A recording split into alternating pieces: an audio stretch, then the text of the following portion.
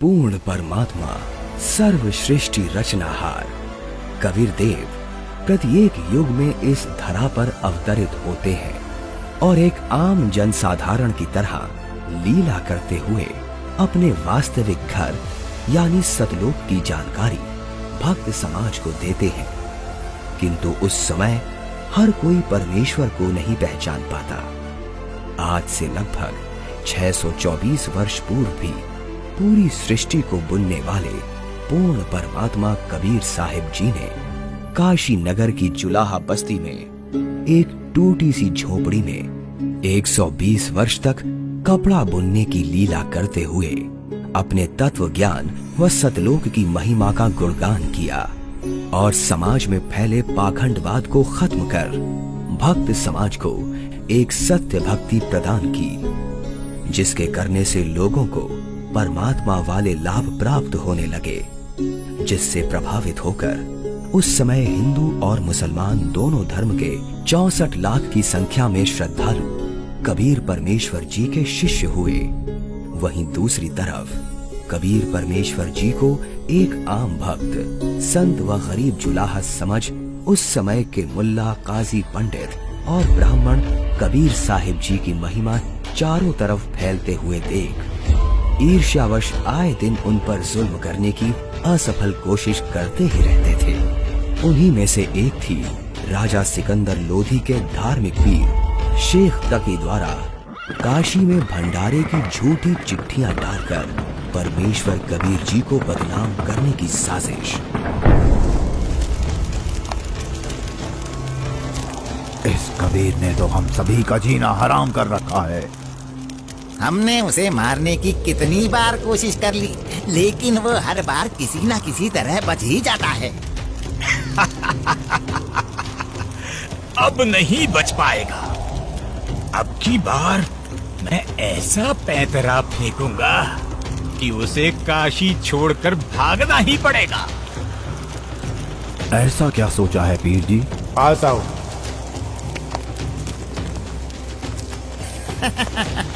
आपने भी क्या तरकीब सोची है? अब तो उस दुष्ट के लिए भारी मुसीबत आने वाली है। अगले ही दिन से एक पत्र भारतवर्ष के कोने कोने में सभी मठों, आश्रमों, मंदिरों में पहुंचने लगा।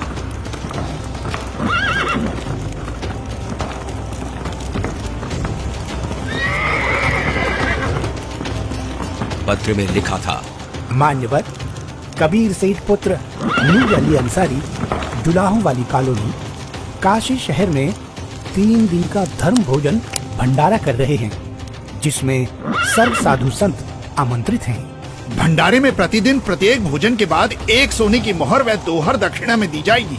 भोजन में लड्डू, जलेबी, हलवा, खीर, दही बड़े, मालपुए, रसगुल्ले आदि आदि सब मिष्ठान खाने को मिलेंगे और साथ में सूखा सीधा भी दिया जाएगा।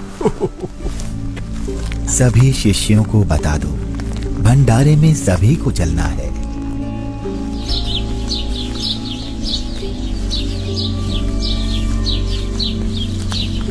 जगह जगह झूठी चिट्ठी के पहुंचते ही हर तरफ भंडारे की चर्चा होने लगी, जिसके बाद सोने की मोहर और दोहर के लालच में पूरे देश से लाखों की संख्या में लोग काशी में निश्चित दिन से पहले वाली रात्रि को ही पहुंचने लगे और देखते ही देखते पूरी काशी नगरी भंडारे में आए साधु संतों से भर जाती है। अरे भक्तों, आज इतनी भीड़ कैसे लगी है? तुम किस नींद में सोए हुए हो? तुम्हें पता नहीं, यहाँ काशी में कबीर नाम का सेठ 3 दिन का भंडारा कर रहे हैं, जिसमें प्रत्येक भोजन के साथ 1 सोने की मोहर व दोहर भी दी जाएगी। आपको कोई निमंत्रण पत्र मिला है? हाँ, ये देखो चिट्ठी। ये जरूर किसी की बदमाशी है। मुझे जल्दी से गुरुदेव को सब बताना चाहिए। गुरुदेव, गुरुदेव, गुरुदेव। क्या हुआ रविदास? गुरुदेव, आज तो अपनी काशी छुटेगी। उन दुष्टों ने तो हद कर दी। आपके नाम की झूठी चिट्ठी बंटवा रखी है कि कबीर सेठ पुत्र नीरू 3 दिवसीय भंडारा करेगा, जिसमें प्रत्येक भोजन के बाद खाने वाले को एक सोने की मोहर और एक दोहर भी दी जाएगी। अच्छा, और अब उस झूठी चिट्ठी को लेकर लाखों की तादाद में लोग भंडारे के लिए आए हुए हैं। रविदास, आज तो सारी सीमाएं पार कर दी हैं उन नादानों ने। मैं गरीब आदमी, मेरे पास तो अपने परिवार के लिए ही मुश्किल से अनाज होता है। इतने लोगों को मैं कहां से भोजन खिलाऊंगा? आप अंदर से दरवाजा बंद कर लो और कोई भी आए तो खोलना मत। जब कोई नहीं मिलेगा तो थक हार कर अपने आप वापस चले जाएंगे।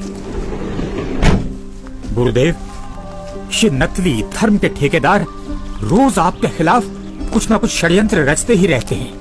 कोई बात नहीं रविदास, जैसे तैसे आज का दिन और निकाल लेते हैं। रात को निकल जाऊंगा मैं अपने परिवार को लेकर कहीं दूर। तंग आ चुका हूं मैं इनके इन रोज रोज के कारनामों से। मैं बोलता सच्चाई हूं और ये समझते उसको निंदा है। आ जाओ रविदास, बैठ जाओ। दोनों भगवान को याद करते हैं। आपत्ति के समय उसी को याद करना चाहिए। वही सबकी लाज रखते हैं, हमारी भी रखेंगे। जिसके बाद परमेश्वर कबीर जी अपने 2 रूप धारण कर एक रूप में तो रविदास जी के साथ झोपड़ी में विराजमान रहते हैं तथा दूसरे रूप में ऊपर सतलोक में पहुंच जाते हैं।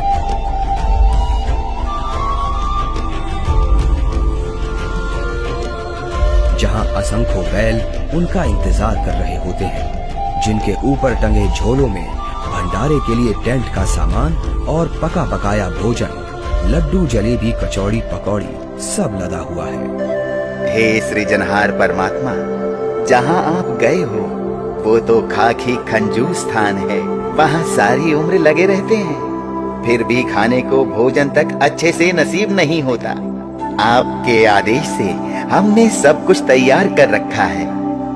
परमेश्वर कबीर साहिब जी वहाँ खड़े अनंत कोटि बैलों में से केवल 9 लाख बैलों को और सेवादार रूप में वही की कुछ हंस आत्माओं को लेकर एक पल में सतलोक से चलकर काशी में प्रकट हो जाते हैं।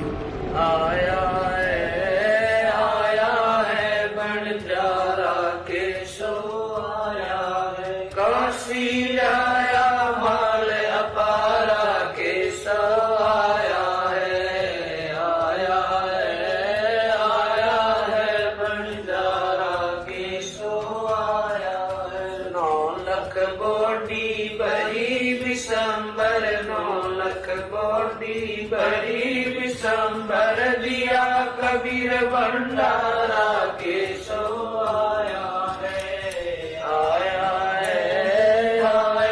है बंजारा के सो आया है। धरती ऊपर तंबू ताने, धरती ऊपर तंबू ताने, चौपड़ के बंजारा के सो आया है,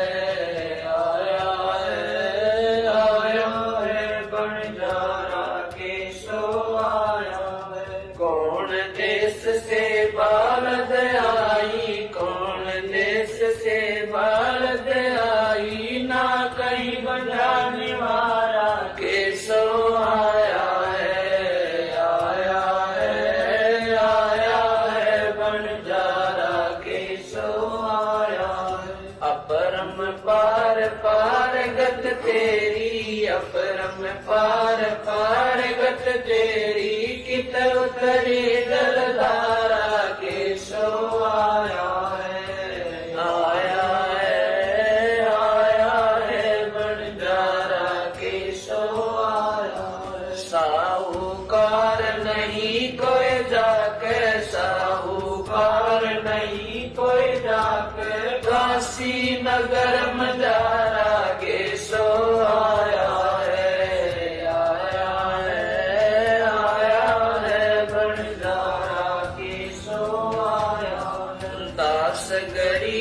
कलप से उतरे, दास गरीब कलप से उतरे, जिया पे अलख कर तारा के सो आया है, आया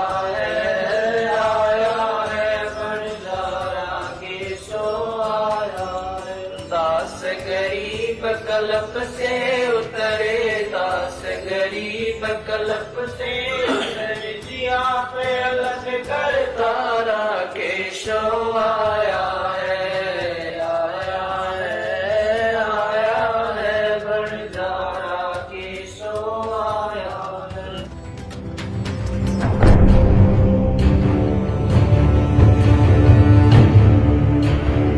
राजन, आपके गुरु का निमंत्रण आया है भंडारे का, आप चलेंगे नहीं क्या? गुरुदेव भंडारा करें और मैं न जाऊं, मैं अवश्य चलूंगा। काशी चलने की तैयारी की जाए। देखते ही देखते काशी शहर के चौपड़ के बाजार में परमेश्वर की दया से भंडारा शुरू हो जाता है। ऐसा स्वादिष्ट भोजन, वाह, जो खाता वो गुण गाते नहीं थक रहा था। सब्जी, पूड़ी, लड्डू, जलेबी, कचौड़ी, पकौड़ी, दही भल्ले, खीर, हलवा आदि जो कोई कुछ भी पकवान मांगता वो उसे खाने को मिल रहा था।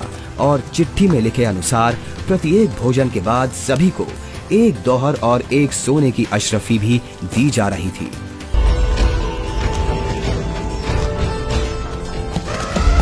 उधर से दिल्ली के बादशाह सिकंदर लोधी भी, जो परमेश्वर कबीर जी का शिष्य हो चुका था, अपने धार्मिक पीर शेख तकी के साथ भंडारे में पहुंच जाता है। अरे, ये क्या हो रहा है? ये भंडारा कैसे चल रहा है? भंडारे में परमेश्वर कबीर साहिब जी की जय जयकार सुनकर जहां शेख तकी ने सोचा तो था कि कबीर अपनी झोपड़ी छोड़कर भाग गया होगा और लोग उसको गाली दे रहे होंगे, किंतु उसके विपरीत भंडारा चलते देख शेख तकी के तो तन बदन में आग लग गई। हे भक्तों, कबीर साहिब जी किधर हैं? कबीर साहिब जी का तो मालूम नहीं, किंतु उधर सफेद तंबू में एक व्यक्ति बैठा है, वही भंडारे की सारी व्यवस्था किए हुए है।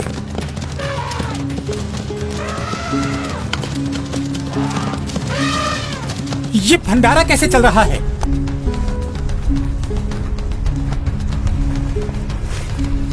कौन है आप और कबीर जी से क्या नाता है आपका? मैं एक बंजारा हूँ और कबीर जी मेरे पगड़ी बदल मित्र हैं। उनका संदेश मेरे पास गया था कि एक छोटा सा भंडारा करना है, थोड़ा सामान लेते आइएगा। और भंडारा चल रहा है। 18 लाख आदमी भोजन कर रहे हैं, ये इसे छोटा सा भंडारा कह रहा है। कबीर जी कहाँ हैं? वो क्यों नहीं आए? हे राजन, उनका दास जो बैठा है, उनको तकलीफ उठाने की क्या आवश्यकता? आप भोजन ग्रहण कीजिए। नहीं नहीं, भोजन भंडारा तो मैं गुरुदेव के दर्शनों परांत ही करूंगा।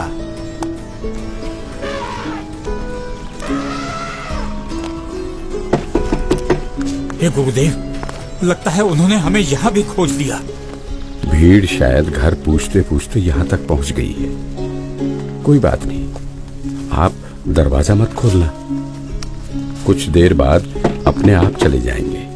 दरवाजा खोलिए परवरदिगार, दिल्ली से आपका दास सिकंदर आया है। राजन, हम दरवाजा नहीं खोलेंगे। इन लोगों ने तो आज सभी हदें पार कर दी हैं। मेरे नाम से झूठी चिट्ठी डाल रखी है। मैं कैसे निकलूं बाहर? इस बनारस में कोई सेठ भी मेरा ऐसा जानकार नहीं है जो मुझे पैसे उधार दे दे। मैं तो बड़ी मुश्किल से ताना बुनकर अपने परिवार का पालन करता हूँ। इन लोगों ने मेरा जीना मुश्किल कर दिया है। बस आज रात होने का इंतजार है राजन। रात होते ही मैं अपने परिवार को लेकर कहीं दूर चला जाऊंगा। है परवरदिगार, आप मुझे नहीं बहका सकते। आप ही अल्लाह अकबर हो। आपने देखो वहाँ क्या रंग लगा रखे हैं। एक बार दरवाजा खोल दो दाता, दास आपके दर्शन करना चाहता है। खोल दो दरवाजा। राजा सिकंदर लोधी के आग्रह करने पर परमेश्वर कबीर जी जैसे ही भंडारे में चलने के लिए खड़े होते हैं, तभी उनके सर पर अपने आप ही हीरे पन्ने से जड़ा हुआ एक बहुत ही सुंदर मुकुट आ जाता है और कुटिया से बाहर निकलते ही उस परम पिता पर आसमान से फूलों की वर्षा होने लगती है। रविदास जी, आज ये सेवा मुझ दास को दे दीजिए। आप तो रोजाना करते हो।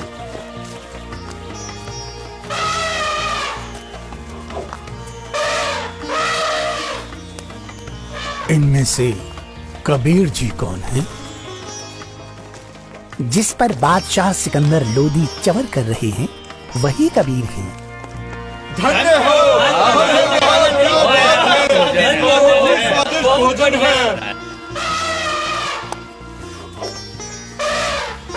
इसके बाद कबीर साहिब जी अपने ही दूसरे रूप केशव से मिलने के लिए उनके तंबू में आते हैं और जो ही परमेश्वर कबीर जी तंबू में प्रवेश करते हैं तो देखते ही देखते अपने आप उनके लिए एक सुंदर सिंहासन लगने लग जाता है जिस पर चारों तरफ हीरे पन्ने मोती जड़े हैं।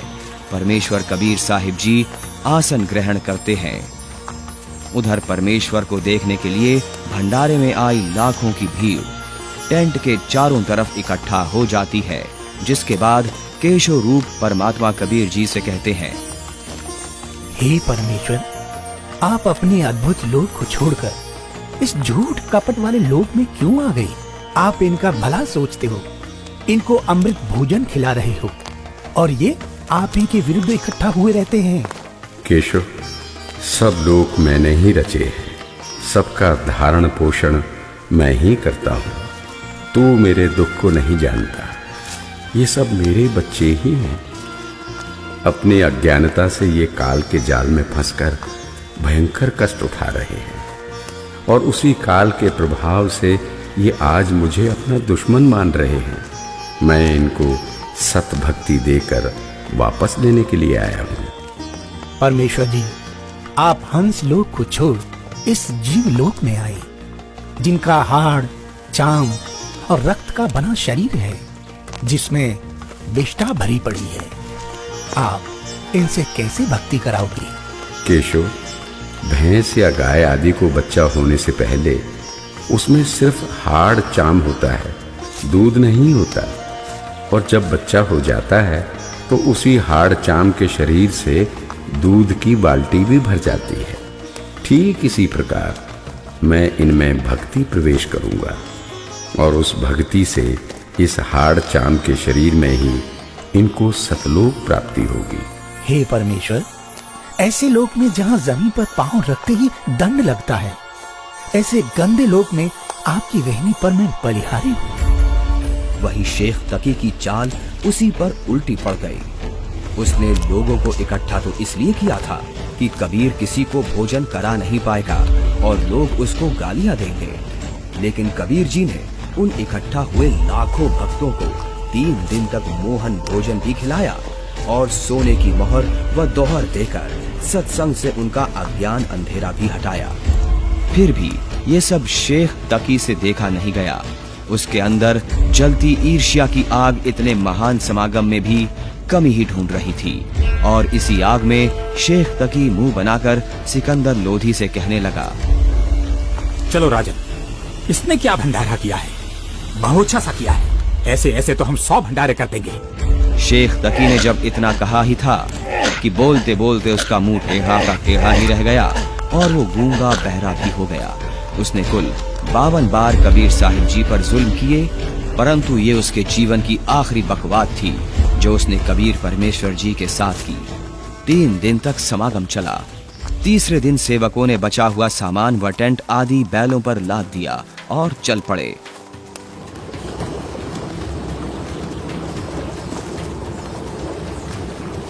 गंगा में पानी ज्यादा है, इसे अभी पार नहीं किया जा सकता। हाँ हाँ, अभी मत जाओ। बंजारे और बैल जैसे ही गंगा के किनारे पहुंचे तो गंगा का पानी एकदम कम हो जाता है और फिर सारे बैल निकल जाते हैं, जिसके बाद गंगा का पानी फिर से ओवरफ्लो होकर बहने लगता है, जिसे देख वहां खड़ी भीड़ आश्चर्यचकित रह जाती है। जाइए केशव, कहीं आपके बंजारे दूर ना निकल जाएं।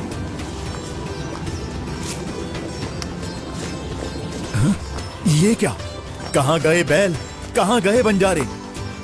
राजन, जहाँ से आए थे वहीं चले गए। इससे पहले कि सिकंदर इस बात को समझ पाता, उसी समय केशव भी कबीर जी के अंदर समा गए।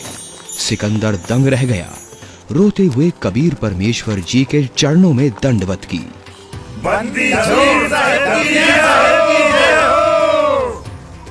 इस प्रकार परमेश्वर कबीर साहिब जी ने उन दुष्टों की इस साजिश को भी नाकाम करते हुए यह लीला की और भक्त समाज के सामने एक उदाहरण पेश किया कि चाहे कोई गरीब हो या अमीर, भगवान की भक्ति हर इंसान कर सकता है। जैसे मैंने कपड़ा बुनकर अपना व अपने परिवार का पेट पाला और भक्ति भी की, तो समय आने पर परमात्मा ने मेरी लाज भी रखी। उसी प्रकार आप भी मुझ पर यानी परमात्मा पर विश्वास करो और भक्ति करो। फिर देखना, जब कभी भी आपको मेरी आवश्यकता होगी तो मैं आगे खड़ा मिलूंगा। पर्वत पर्वत मैं फिरा, कारण अपने राम, राम सही के संत मिले, जिन सारे सब काम सच्चा है। अभी आपने देखी सत्य घटना पर आधारित 2D एनिमेशन वीडियो। आप सुनिए परमेश्वर कबीर जी और उन्हीं के रूप में आए केशव बंजारा जी की वार्ता की पूरी कथा का सार अमृतवाणियों के द्वारा संत रामपाल जी महाराज के मुखारविंद से। चौपड़ के बाजार फिर कर आए के सो पास, गरीबदास कुर्बान गति क्या क्या कहूँ विलास। पाट पटंबर बस गए ऊपर हीरे लाल, गरीबदास साहेब धनी डाये मुक्ता माल। केसो और कबीर का तंबू माई मिलाप, गरीबदास 8 पैर लग गोष्ठी निजगर गाप। केसो कहत कबीर से पूछत बाता बीन, गरीबदास क्यों उतरे ऐसे मुल्क मलीन। 100 योजन पर लगत है या दुनिया की गंद, गरीबदास के सो कहे आड़ चाम का फंद। सुन कबीर सुर वेद हूँ के सो कष्ट करंत, गरीबदास गंदे मनुष्य मेला आन भरंत। बिष्टा जिन के देह में मगन फिरे दिन रात, गरीबदास के सो कहे जिन सिर यम की घात। सुन कबीर मन भावने तुम्हारी बात अगाध, गरीबदास के सो कहे तुमसे तुम ही साध। धन कबीर कुर्बान जा ऐसी रहनी तुम्हार, गरीबदास के सो कहे छोड़िए गंदा संसार। नरक भरे तिस उदर है रुदर भरी सब देह, गरीबदास के सो कहे या मनुष्य मुखे है। राम नाम कैसे भोर नरक नगीन शरीर, गरीबदास के सो कहे विलंबे कहाँ कबीर। दम बिन दे ही सही नहीं जमी आसमान, गरीबदास के सो कहे जहाँ रहन स्थान। हीरे पीले मोती जहाँ हीरे बदन सफेद, गरीबदास के सो कहे सुनो देश का भेद। लाल श्याम जहाँ रतन है नहीं भौतिक आकार, गरीबदास के सो कहे चल कबीर परिवार। सुन के सो अब वंदना कह कबीर संदेश, गरीबदास लोक में है हमारा परवेश। आड़ चाम की देई में दूध रतन सरवंत, गरीबदास घट पिंड में ऐसे है भगवंत।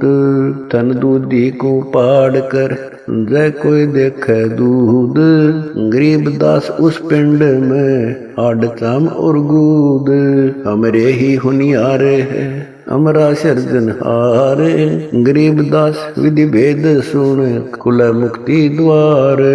युग 70 हम ज्ञान दिया जीवन समझा एक, गरीबदास घर घर फिरे दरे कबीरा भेख। 70 युग सेवन किए किन न बुझी बात, गरीबदास न समझात हूँ मोहे लगावे लात। कल्प कोटि युग बीतिया हम आए हर बेर, गरीबदास के सो सुनो देन भक्ति की टेर। स्वर्ग मृत्यु पाताल में हम बैठे कई बार, गरीबदास घर घर से जा मार मार के मार। हमारी जात अपूर्वी पूरब रहनी हमारे, गरीबदास कैसे जुड़े पश्चिम के कतार। हम है ठेठ पूरब के उतरे औगट घाट, गरीबदास जीव दक्षिण के यो नहीं मिलती साट। हम पूरब के पूर्वी उत्तर देश उतरंत, गरीबदास जीव दक्षिण के यो नहीं संग चलंत। जिन्हों हमारी सीख ली काटू जरा मण जंजीर, गरीबदास के सो सुने ऐसे कहे कबीर।